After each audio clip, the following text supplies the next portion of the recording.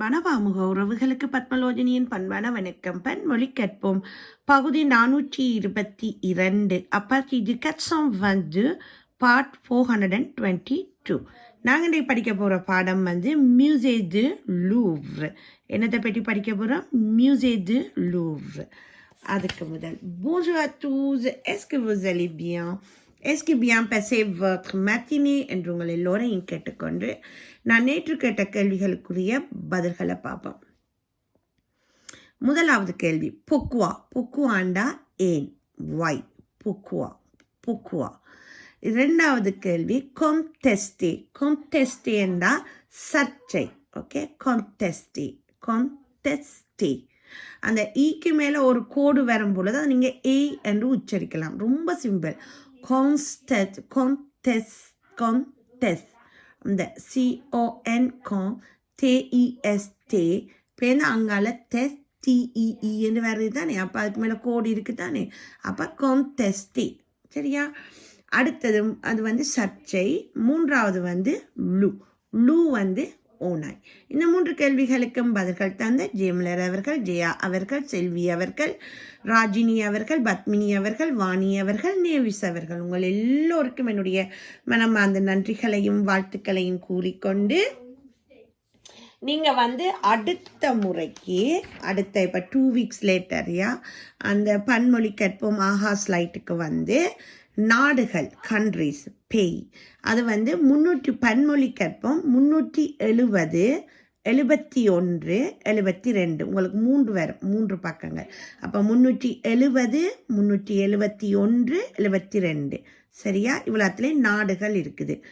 அடுத்தது இலக்கங்கள் நம்பர்ஸ். பன்மொழி கற்போம் 402. ஓகே, அது ஒரே ஒரு நம்பர் தான், 402. அதில் பார்த்தீங்கன்னா 30 தொடக்கம் 50 வரை இருக்குது. அப்போ உங்களுக்கு பண்டிகை வா மட்டும் வச்சுட்டேன். இனி 30லேருந்து 50. அப்போ 30லேருந்து 50 வரை. அது பன்மொழி கற்போம் 402. சரியா? இது எல்லாத்தையும் நீங்கள் படியுங்க. உங்களுக்கு 2 weeksக்கு மேலே டைம் இருக்குது. நீங்கள் பிளேலிஸ்ட்டில் எல்லா வீடியோஸும் இருக்குது. சரியா? ஓகே, நாங்கள் இப்போ பாடத்துக்கு போவோம்.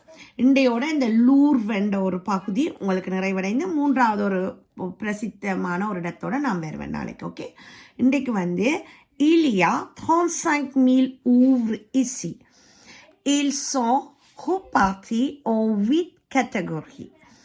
Il y a 35 000 ouvres ici.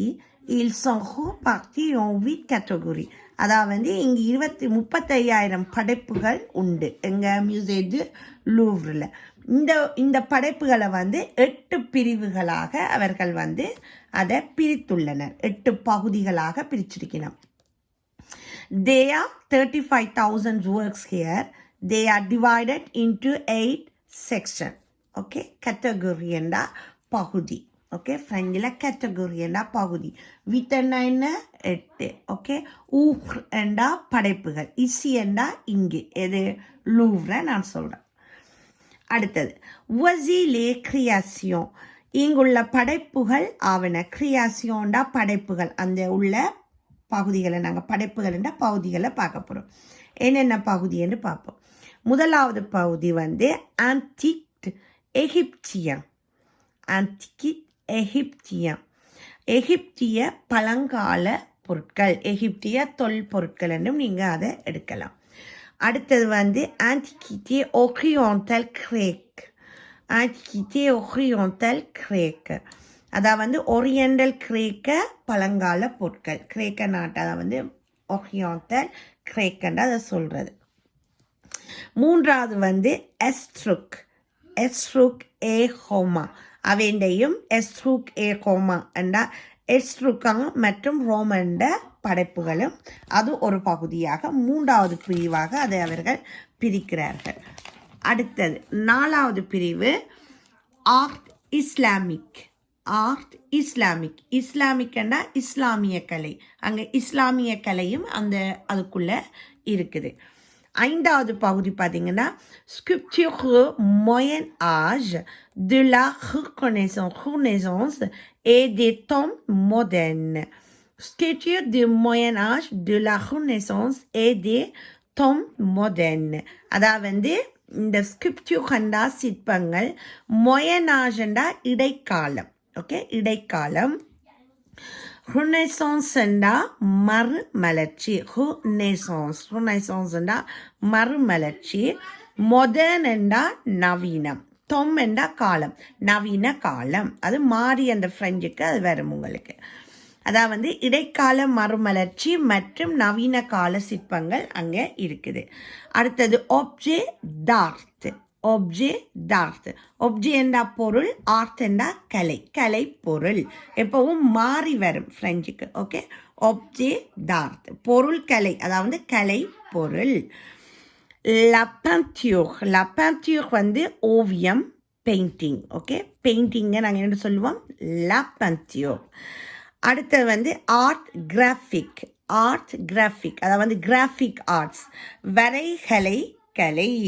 வரைகலை கிராஃபிக்கை வந்து வரைகலை என்று சொல்லுவாங்க. Okay, arts graphic. இவ்வளவு வந்து 8 பிரிவாக அதை பிரித்து இந்த பகுதிகளுக்குள்ளே வச்சுக்கிறாங்க.